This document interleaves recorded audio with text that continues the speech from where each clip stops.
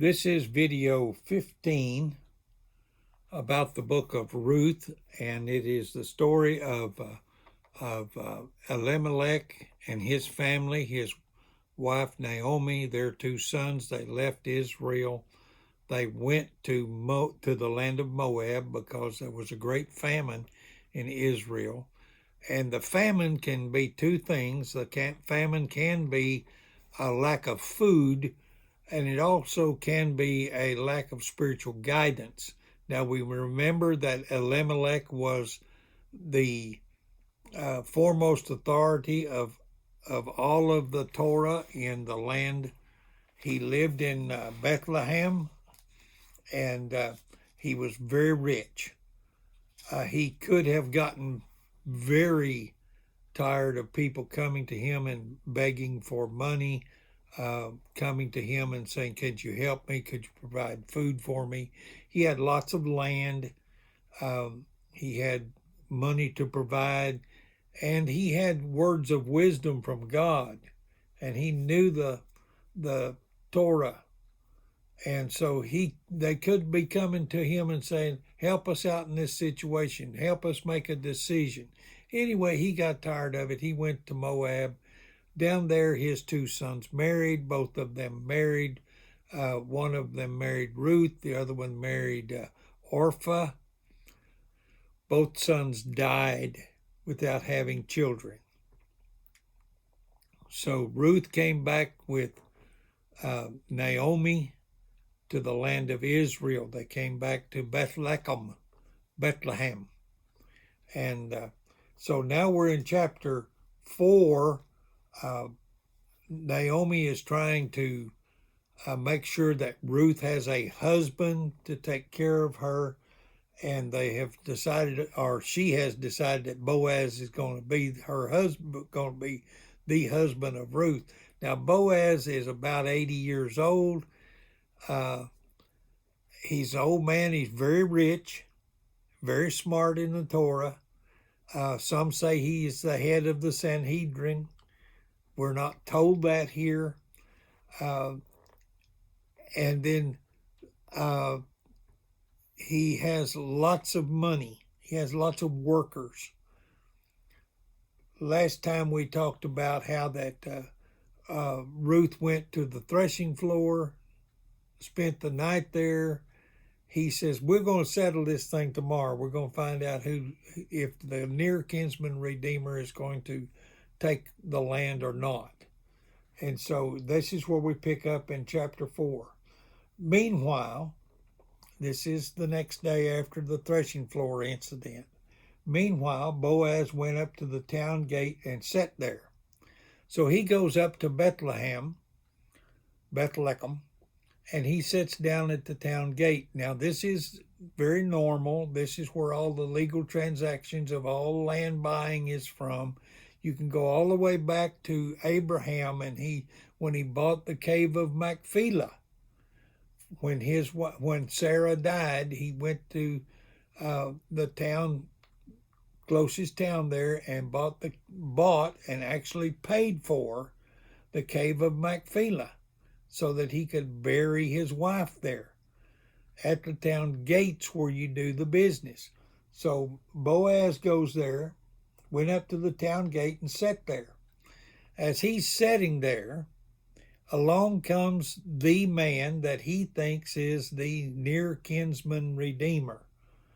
And it just says, when the kinsman redeemer he had mentioned came along, Boaz says, "Come over here, my friend, and sit down." So he went over and sat down. Now, the kinsman redeemer is a relative. It is the man that is closest relative to Elimelech.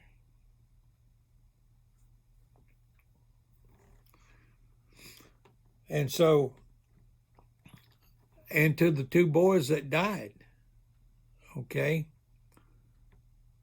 They're trying to keep it in the family, keep the land in the family. But notice something that happens here. He doesn't say, "Come over here, John, and sit down. Come over here, George. come over here, Gary, and sit down. He says, come over here, my friend. So he's already, it's not important who this guy is, or his name would be mentioned.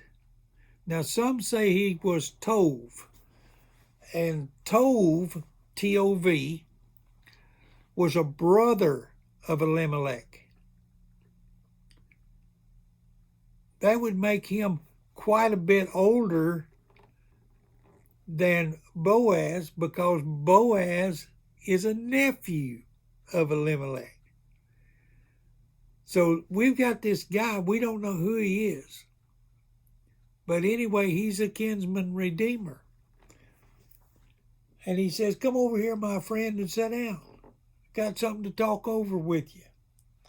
Boaz took 10 of the elders of the town and said, sit here, and they did so. Now, 10 of the elders is what they call a minion. That's 10 people, 10 men from the town, the men of good standing from the town. This is not the Sanhedrin. This is not a judgment of any kind. These are just ordinary people that can be witnesses to the fact that Boaz is going to talk to this man about buying some land or redeeming some land. He's not going to buy the land. He's going to redeem it. So this brings us up to another thing. Naomi and Ruth have been living somewhere, not necessarily on the land that they had that Naomi had before she went to Moab. Because if Elimelech had land and he sold it, it could be redeemed. If he just walked away from it, there's no need of a redeemer, because nobody owns it. He still owns it. So he must have sold it when he left town. So here we have Boaz took 10 men and said, sit here, and they did. Verse 3, then he said to the kinsman redeemer, my friend, so-and-so, okay, Naomi has come back from Moab, is selling the piece of land that belonged to our brother Elimelech. I thought I should bring the matter to your attention and suggest that you buy it in the presence of these seated here and in the presence of the elders of my people. If you will redeem it, do so, but if you will not, tell me, so I will know. For no one has the right to do it except you, and I am next in line. So now we've come to the point of, this is what I wanted to talk to you about. Naomi has this piece of land that belonged to her husband, Elimelech. You can redeem it.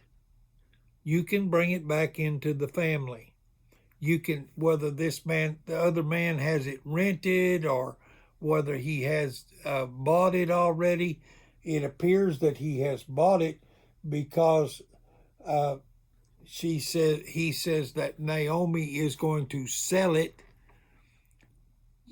but you as a kinsman redeemer can redeem it and bring it back into the family. So here we've got a problem. Naomi's going to get rid of this land. You can buy it. Back in Leviticus chapter 25, we found out what a kinsman redeemer could do. If somebody was poor and they sold their land, he could come back and buy that land keep it in the family. Okay, so he says, Naomi's going to sell this land. You have a right to buy it. You're the nearest kin. Now, we don't know exactly what relation he was to Elimelech, but he says, you are the nearest kin. Do you want to buy it? So let's see what happens here. In verse 4, the end of verse 4, let's pick up, if you will redeem it, do so, but if you will not, tell me, so I will know, for no one has the right to do it except you, and I am next in line. I will redeem it, he said. I will redeem it. So this kinsman redeemer, the one that's next in line, he says, I'll buy the land. Sure, I'll take it. Then Boaz comes back with this next statement beginning in verse 5. Boaz said, on the day you buy the land from Naomi and Ruth the Moabitess, you acquire the dead man's widow in order to maintain the name of the dead with his property. So, the dead man's widow, are we talking about you acquire Naomi, Elimelech's widow? Or are we talking about you acquire Ruth, Machlon's widow? And so, notice it says you acquire the dead man's widow in order to maintain the name of the dead with his property. So let's assume that this is Elimelech's widow, Naomi he's talking about. If you do this, you have to do something else here because Naomi's too old to have children. Something's going to come about here. And if not, if it's Machlon's widow, Ruth, then you've got to go and marry her and have a child so that this child will be Machlon's child, and his name will go on this property later. Well, you say, well, what is all of this? Well, first off, we're not talking about the right of a Levite marriage here, because that's only within brothers. We found that out in Leviticus. Also, we got a problem with Ruth, because Ruth is a Moabitess. Nobody from the land of Moab is to come into the congregation of Israel till the 10th generation. Then we got this other thing. Okay, could they, back in the days when the judges judged, everybody's doing their own thing, could they change the rules? We do today. We just have a big meeting and we all vote on it. Yes, I'll vote for that. No, I won't vote for that. Okay, so we're going to find out in the next lesson just exactly what this man thinks about this situation.